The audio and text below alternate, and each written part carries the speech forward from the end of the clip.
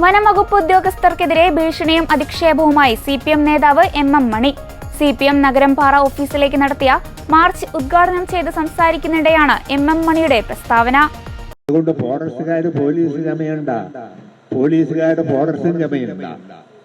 മര്യാദയ്ക്ക് കാര്യങ്ങൾ ചെയ്താൽ മര്യാദയ്ക്ക് നടക്കാം, ഇല്ലെങ്കിൽ മര്യാദകേട് ഞങ്ങൾ സ്വീകരിക്കേണ്ടി വരും, നിയമം കയ്യിലെടുക്കേണ്ടി വരും.